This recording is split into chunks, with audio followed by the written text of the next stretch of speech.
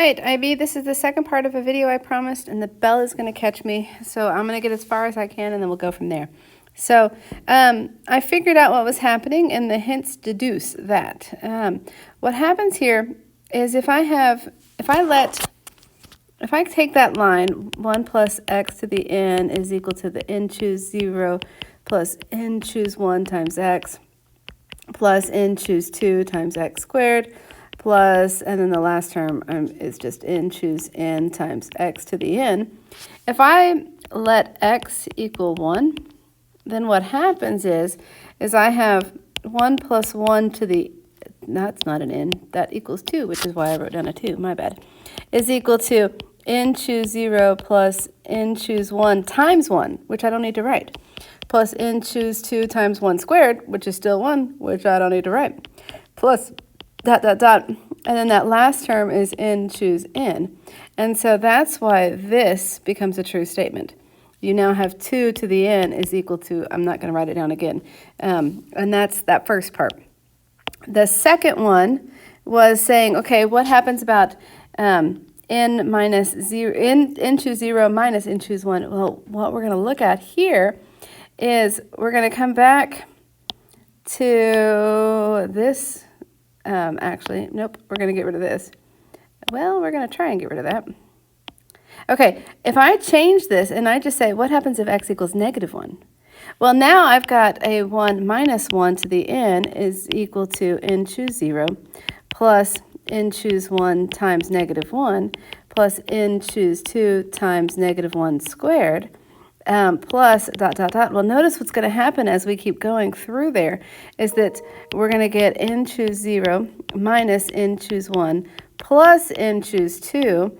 And then at some point we have a, where was it? N choose n times negative 1 to the n. What was the last term that they had there? Well, that is the last term. So the sign is going to oscillate back and forth, plus the last one was n choose. How did they write it? I'll follow their example. It was negative 1 to the n choose. Well, this, notice, I can't talk today, but there's what I was trying to write. 1 minus 1 is equal to 0, and that's what's happening there. To be honest with you, I need to think more about this one. But here is what I came up with for part F. By considering the binomial expansion, what happens here is if I have 1 plus x to the n and I expand that, that's equal to, as r goes from 0 to n, of n choose r times 1 to the n minus r times, what was it, x to the r. Well, they're saying, how do I get that to be a 2 to the r? Notice from right here, there was that 2 to the r. Well, if I let x equal 2, notice okay, so this part is not a concern. We have 1 to an integer, and that's still just going to be 1.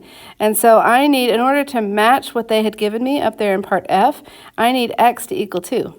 Okay, so now I have 1 plus 2 to the n is equal to the sum, as r goes from 0 to n, of n choose r times 2 to the r, which I think I switched the order, but that's what they had written.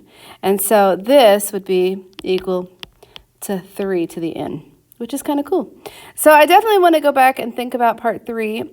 We'll see what happens. I did go ahead and expand this out. So to get a constant term, I'm going to have to do, well, the only thing that I can do to get a constant term is multiply the constant times the constant, which is equal to 72. So check the back of the book and see if that's what they got. That's all I'm seeing at this point. Notice these have x to the 4, 2, this is 4, 2, 0, negative 2, and then when if I multiplied that times, if I multiplied like those two terms, I'd still get x. I wouldn't get the constant. So I think the only way to get the constant is to have a constant times a constant. Okay, then I also went ahead and finished this one.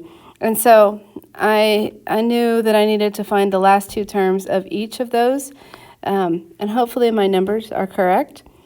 I used a calculator, but, you know, it's happened before where I'm incorrect. So, sorry. But hopefully that makes sense. So we had to multiply the x term in this first one times the constant in the other one, and then you had to do the constant times the x term here, and then add those two together. So I think this is our final answer. Go check the answer key. And with that, I think the bell is about to ring, and I will have to, I have not seen a problem like this in IB thus far, so you might be lucky that I don't know how to do it at this present moment, but I'm now curious, and I want to go back and work it, but I'm not going to waste your time now. So goodbye, go practice.